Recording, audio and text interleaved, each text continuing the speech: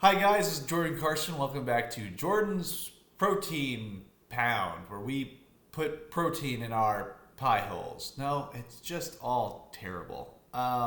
Okay, still struggling with a name for this show after the former name I realized was incredibly problematic for a lot of reasons. Struggle busting along. We're gonna find a name eventually. It's not terrible. This is kind of like a linear episode, a linear show now. You're seeing a story progression episode to episode, so that's pretty exciting in my opinion. Okay, a few notes before I start the show as always. One is it is alarming to me still how many more short video viewers I have than actual video viewers. I don't know who's watching part one of episodes and not looking at part two, but you people are psychopaths.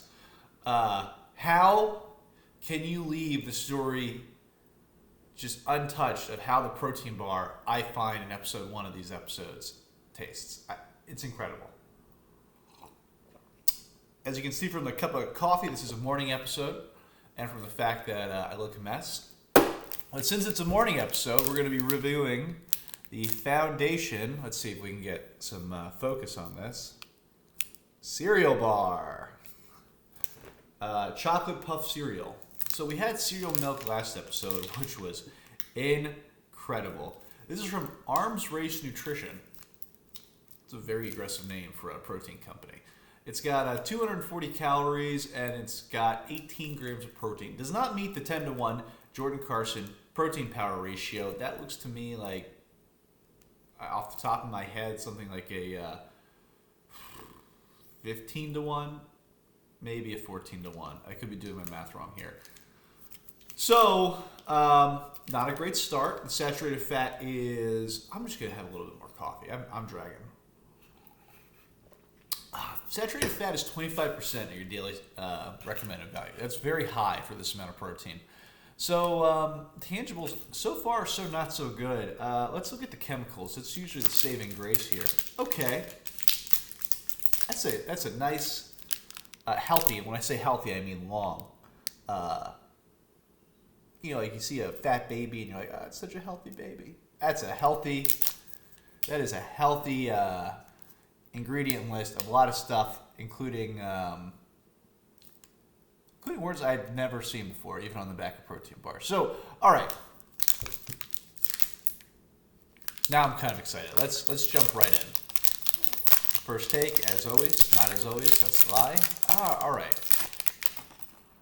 Nice chocolate poured on. The bottom, you may not be able to see this, but the bottom has a very uniform texture, which I find I've never seen before. It's chocolate. It's stamped somehow, which is interesting. All right, let's jump right in.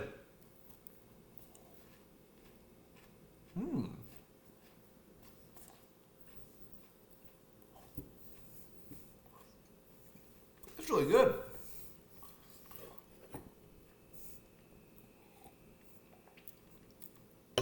That is really good.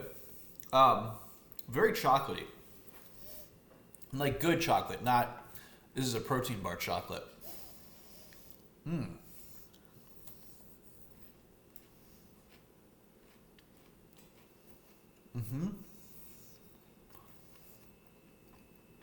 Texture is,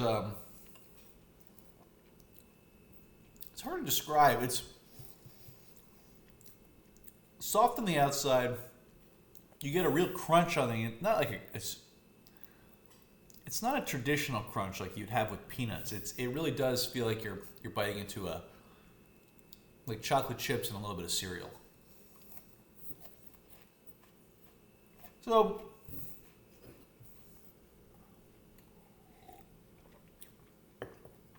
there's nothing that really reminds me of cereal about this, but it's delicious. So I'm going to give this, I'm actually going to give the taste of this a 5.